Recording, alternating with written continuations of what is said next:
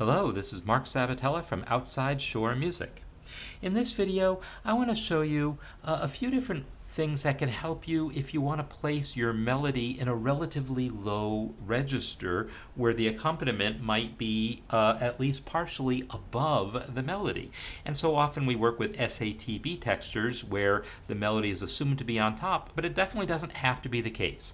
So first we're going to look at this excerpt from Tchaikovsky's Swan Lake right towards the beginning of the introduction, where the clarinet is going to have the melody in this middle register, and this is concert pitch.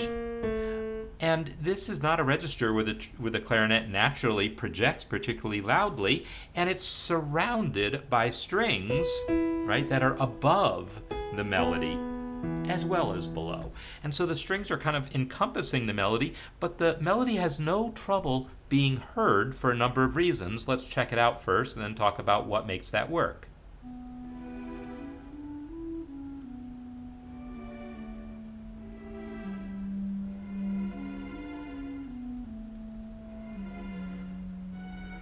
So, a few things kind of made this work. One is just the different timbres of the instrument, a clarinet versus strings. So that will help it be heard.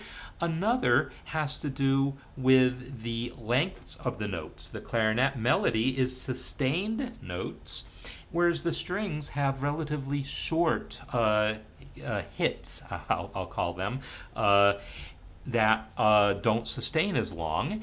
And the places where the hits do sustain, or where they happen, is in the cracks between the melody notes. So the melody is this, and then we get the chord surrounding it, right? So the melody happens, and while the melody is sustaining, the accompaniment happens. It's kind of a call and response between the melody and the accompaniment, and that helps the melody be heard.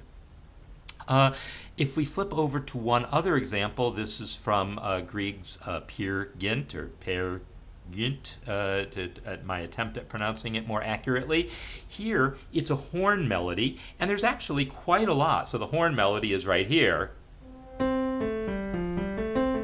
right? And that is also not necessarily, it's a pretty good range for the horn, but it's also marked at a mezzo forte where everyone else is marked at a quieter dynamic.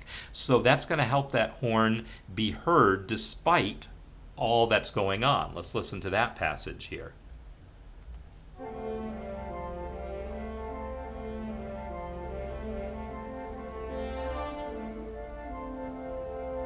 So in that passage, the dynamics helped, but also, even though that's kind of a lot going on, I mean, we've got all those arpeggios in the upper woodwinds, and we have this offbeat figure in the violins and viola going against it, but those patterns are pretty repetitive. They don't call attention to themselves because at some point this arpeggio is just a wash of sound. So any pattern that just sort of repeats itself becomes easy to tune out. And so therefore it can also allow a melody to be heard over it. So those are but some of the techniques that allow you to place your melody in a relatively low register with accompaniment above it, and yet still have the melody be heard clearly.